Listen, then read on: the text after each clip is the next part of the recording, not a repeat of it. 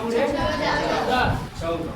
यहाँ पर करा किसी त्रिभुज की भुजाओं के मध्य बिंदुओं के निर्देशांक 1,1, 2,-3 और 3,4 है। तो त्रिभुज के शीर्षों के निर्देशांक सबसे पहले हम क्या बना लेंगे? वो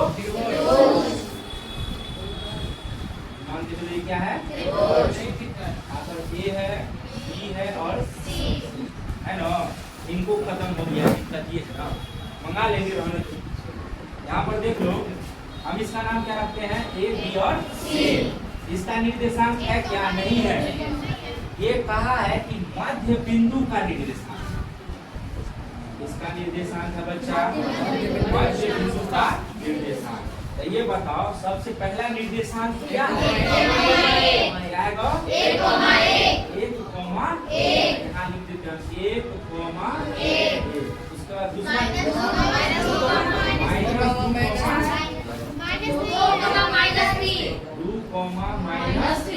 -3 और उसके बाद 3,4। बउआ अब हमको जो निकालना है उस पर आप चले आओ। देखो हम मान लेते हैं ये हो गया तुम्हारा x1 y और ये y और ये x3, y3 दोनों दिक्कत। अब यहाँ पर हम यहाँ देखते हैं, हमको यहाँ ये मतलब x1 और y1 के हिसाब से देखते हैं। तो मध्य बिंदु कितना दिया गया है? 1। हम 1 बराबर लिख सकते हैं। इधर क्या हो जाएगा? x1 प्लस इधर क्या हो जाएगा? x2 बच्चा में 2 है ना। एक दूसरे बच्चा में या इसको इससे गुना करो। 2 को 1 से गुना करेंगे तो 2 आई हो जाएगा x1 प्लस x2। ये इसको सही करके लिखोगे x1 प्लस x2 बराबर 2। ये समीकरण क्या हो गया? x से 1 निकल गया ना, इसे तुरंत निकालते हैं। बोलो एक बार और आंसर इसका क्या मान दीजिएगा? 1 दिया है। ये बताओ y1 का मान क्या है? y1 ही है। y2 का मान y2 बच्चा के 2 को हम 1 से गुना करेंगे तो बराबर के 1 प्लस उसको सीधा करो ये समीकरण क्या हो जाएगा? सेकंड हो जाएगा। अब हम चले आते हैं इसके तरफ, ठीक है। यहाँ पर क्या दिया हुआ है? 2 बराबर x1 का मान क्या है? x2 का इधर से वो ले लो x3 बट्टा का क्या लिखेगा? 2 गुना कितना होगा? 4। और यहाँ क्या है? x2 प्लस x3 है ना। अब लिखेंगे हम x2 प्लस x3 बट्टा के बराबर के ये समीकरण क्या हो जाएगा? तीसरा समीकरण हो गया ना। पहला पैराग्राफ क्या हो गया? इधर आते हैं। अब इधर y का मान क्या है? -3। y1 का मान इधर से क्या लेंगे?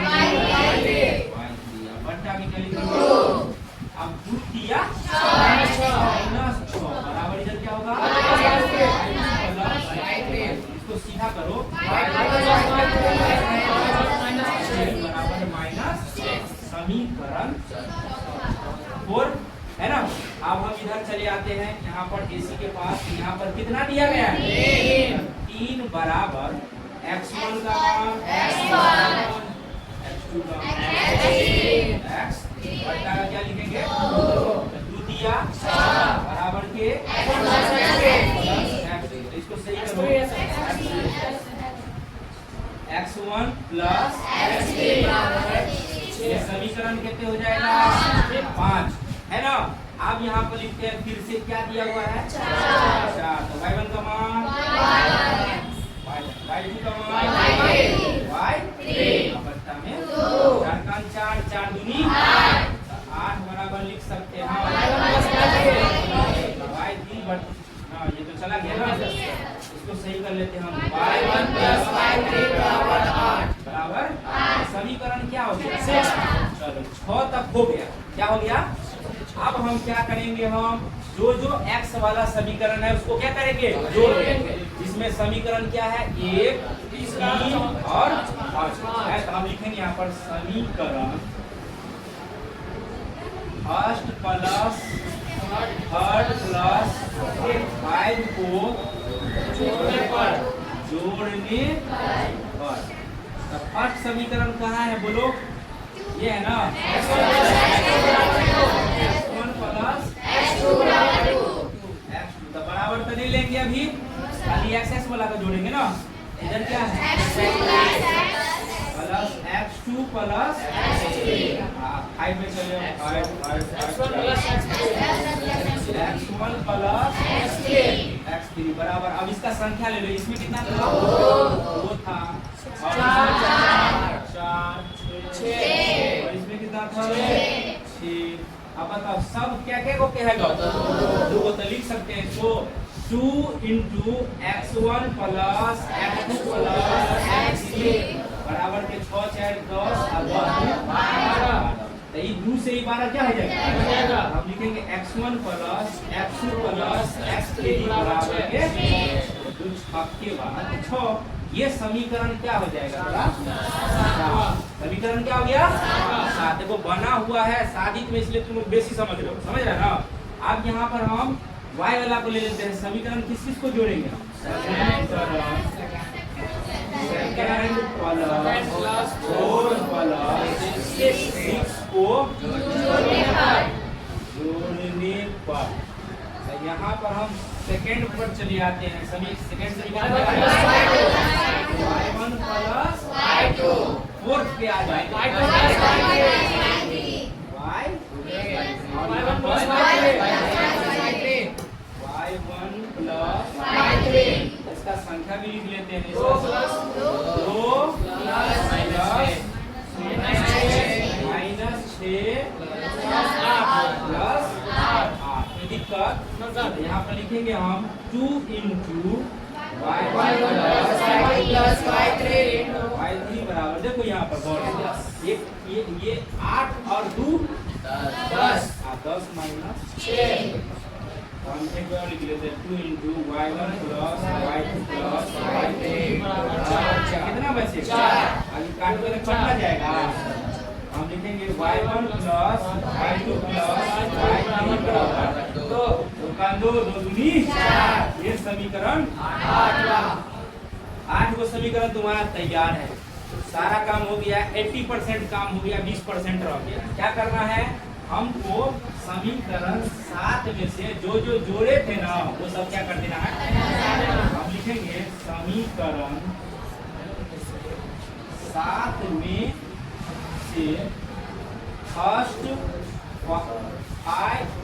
3 और 5 को हटाने पर समीकरण 7 का है बोलो बराबर 6। इसमें से पहला समीकरण घटाओ। पहला समीकरण कहाँ है? देखो x1 प्लस बराबर के 2 हटाओ ना, हटाओ हो जाएगा ना।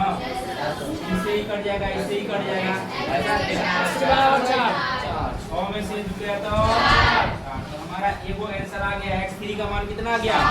4। उसी तरीका से इसमें आप घटा देते हैं, ठीक है। अभी घटाने वाला काम हो गया। अब लिखते हैं हम फिर से x1 plus x2 plus x3 बराबर के तीसरा घटाओ। तीसरा कहाँ है? x2 प्लस x3 बराबर 4। घटाओ, ये दोनों कट जाएगा। अच्छा क्या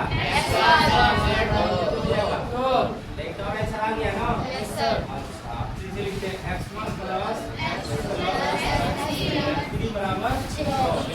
पांचवा प्लस x3 बराबर 6 x3 बराबर 6 बराबर 0। ये कट जाएगा, ये कट जाएगा, बचेगा क्या? x2 0। तो हमारा x1 का मान कितना आया है? सबसे पहले x1 का मान आ गया x1 का मान कितना आया? 2। x2 का मान कितना आया? x3 का मान कितना आया? समझ में आ गया ना। अब किसका मान निकालेंगे? y का। निकालेंगे समीकरण 8 में से सेकेंड 4 6 को हटाने पर समीकरण कहाँ है? 8 ये है ना। y1 प्लस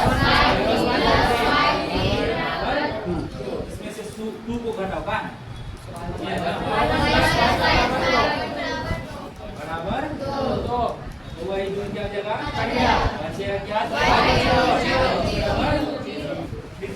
पड़ेगा y1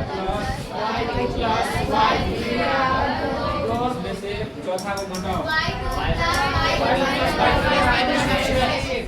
y3 बराबर माइनस हुआ। ये दोनों क्या हो जाएगा? यहाँ क्या बचेगा? इधर क्या करना है? घटाना है। 2 में से 6 घटाएगा तो उल्टा घटाना पड़ेगा माइनस 4। एक और आंसर क्या last y1 plus y2 plus y3 बराबर y1 plus y2 y1 plus y3 बराबर y1 प्लस y3 बराबर 9। ये कट जाएगा और ये बचा क्या? y2 बराबर माइनस।